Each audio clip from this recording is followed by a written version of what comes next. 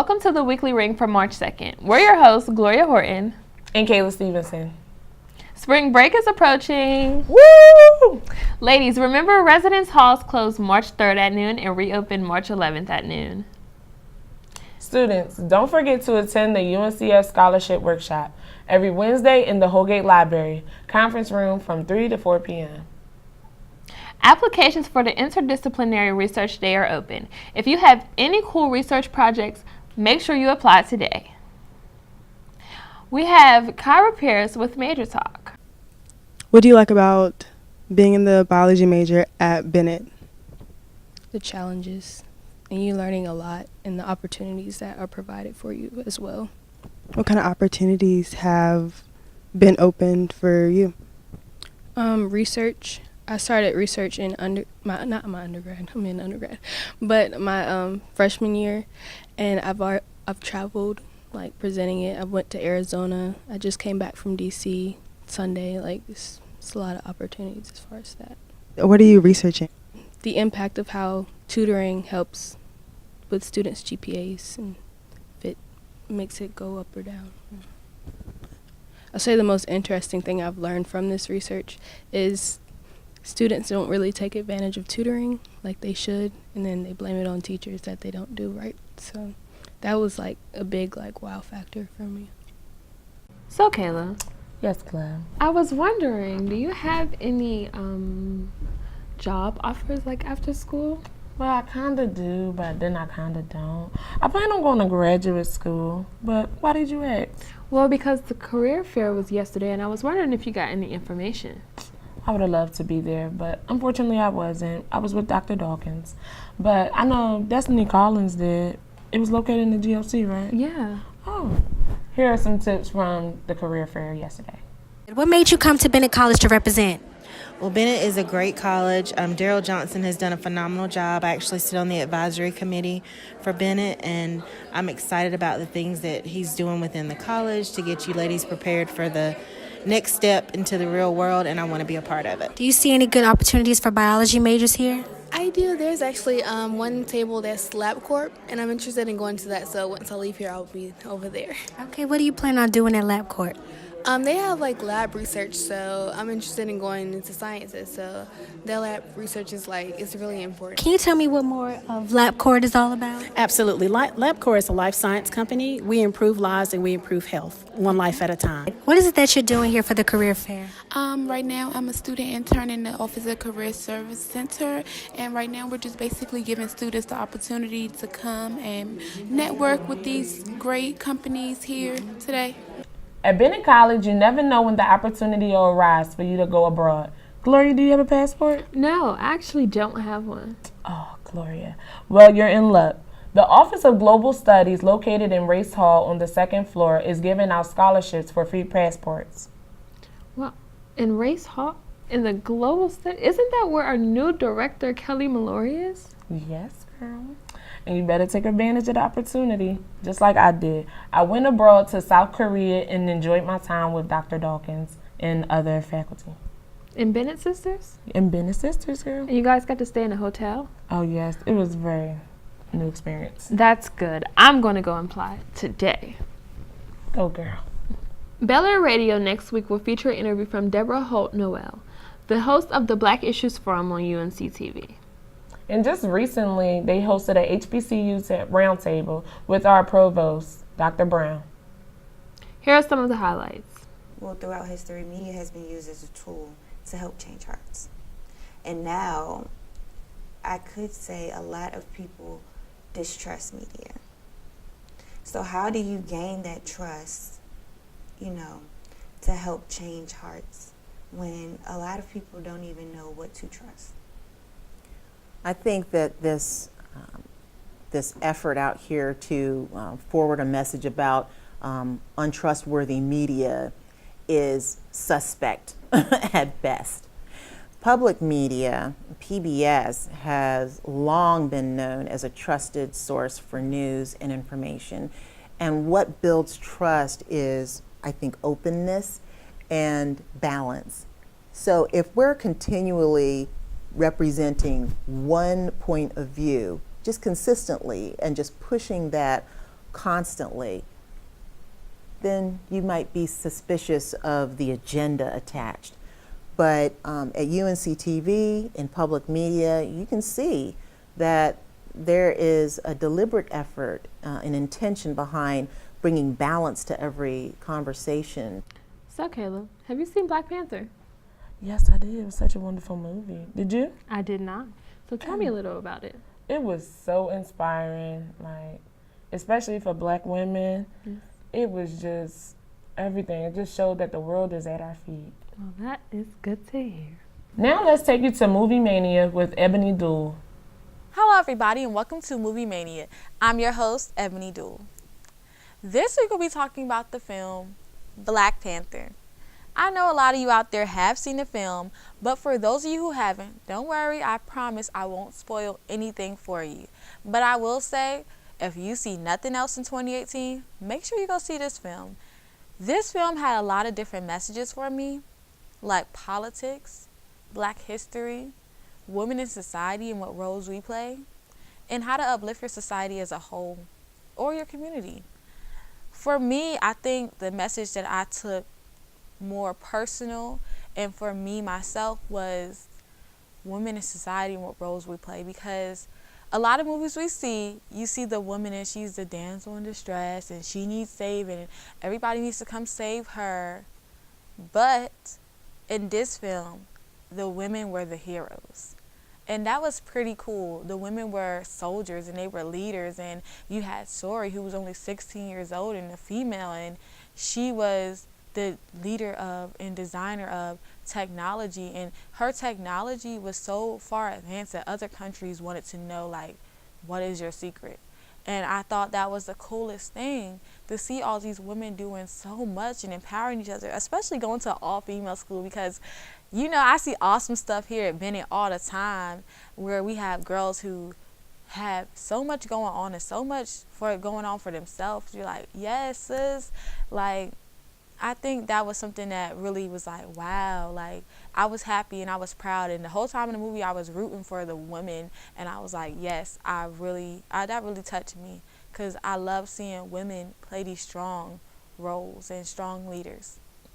Another message I took from the film was definitely uplift your communities and those around you. Like, you can have something that they may need or want, and if you have it and you have a gift and you're willing to share it, why not? And that was something that T'Challa had to realize by the end of the movie, that they had something that they could share with the world and make the world a better place. So why not share it? And I think that's something that we're taught here at Bennett, and even in the JMS department, we're taught that you share with others and you give back to your community, and you are trying to uplift everybody around you, because when everybody's straight and everybody's good and everybody's happy, then everybody's winning. And I feel like that was a big message I took back that I could definitely use when I'm here at Bennett College.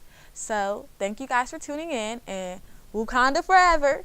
Last week, our media and entrepreneurship class got a visit from Rhonda Sharp, the CEO and founder of WISER, which is a nonprofit organization that focuses on the economics of women. Ebony Duhl got a chance to interview Ms. Sharp. Check out some highlights. And how are women of color represented in research? Women of color generally aren't really represented in research, and if we are, it is from a deficit perspective. So looking at 2015 census data, American Community Survey, women of color, meaning women who are Asian, Black, Hispanic, Native American, or multiracial, is the way that I categorize women of color, were 36% of all women. So if percentages don't work, it means essentially 1 in 3 women is a woman of color. And why did you choose to do your research on women of color and not all women? One, because I am a woman of color, and my former dissertation advisor, Cecilia Conrad, mentioned in her 1993 presidential address of the National Economics Association is that when you study the person that looks like you. So for me, as a black woman studying black women, people refer to that as studying my belly button. And when I was a postdoc at UNC Chapel Hill, one of the faculty members, Tom Mraz, and I had a conversation because I used to be very concerned about studying women, or not just women of color, but even black people, because I didn't want to be considered the black economist in the department who studied black people. And Tom Mraz told me something that I thought was real important, and that is, if you're not bringing something important to the subject, then you shouldn't be studying it at all. If you're a member of the United Methodist Church, be sure to apply for the 2018 scholarship. The deadline for submissions is March 7th. Are you Methodist? I can be for the scholarship. Well, since you can be, do you know the secret handshake? No, teach me. There isn't one, but you can't apply because you didn't know it. So, you guys, be sure to apply. And here we are with McLean's Minutes. So what does this mean to you as a college student? You have time, you have opportunity, and you have resources. Yours is to take a calculated risk on success. Many times we are not afraid to fail. We are afraid to succeed, because to whom much is given, much is required. So the more that you do achieve, the more that you can achieve. It's all a matter of taking a calculated risk. Even though it does not say so in the scripture, I firmly believe that the one who had the one talent would have been commended if he had only taken a chance to be successful. So whether you have 5 talents or abilities, 2 talents or abilities, or only 1 opportunity, take a risk. It's just a thought. It's getting heated in the dorms. Whew. Let's look into the roommates rivalry with Tiana.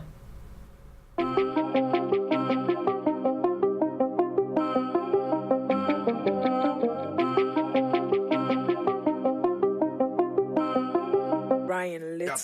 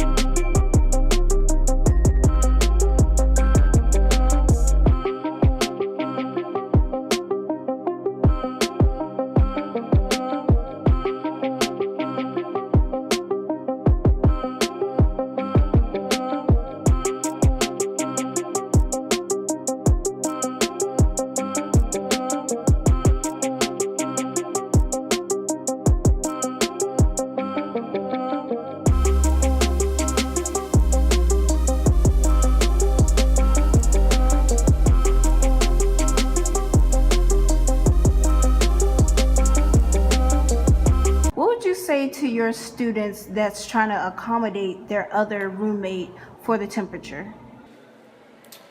I would suggest that they learn to talk to each other.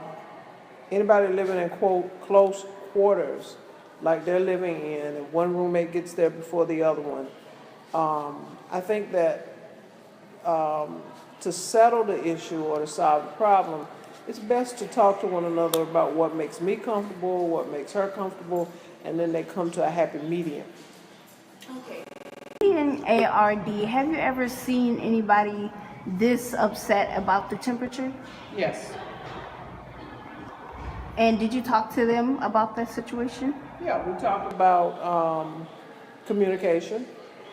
We talked about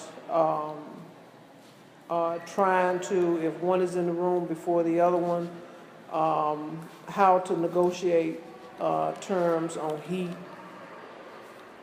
So what if it's already a certain temperature outside, and then they put the, like, say if it was cold outside, and then they come in and turn the air on? What would you say to that type of situation? Again, communicate. If the other roommate comes in and it's cold and she's cold, I think you should be able to look at one another and say, hey, you know, I'm cold. Do you mind if we turn the temperature up, turn it down, or whatever it is? Okay. And how often do you go through your training with your RAs about these type of situations? We train once. We train once. We have one big training in August, and then we have what we call in-service trainings each month. Okay. Thank you, Ms. P, for answering our questions. You're welcome. We would like to thank you all for tuning into this week's episode of The Weekly Room. If you have any questions regarding to our JMS department, be sure to ask us via all of our social media platforms, Twitter, Snapchat, all at Bell Media Group. And also, have a happy spring break. Bye.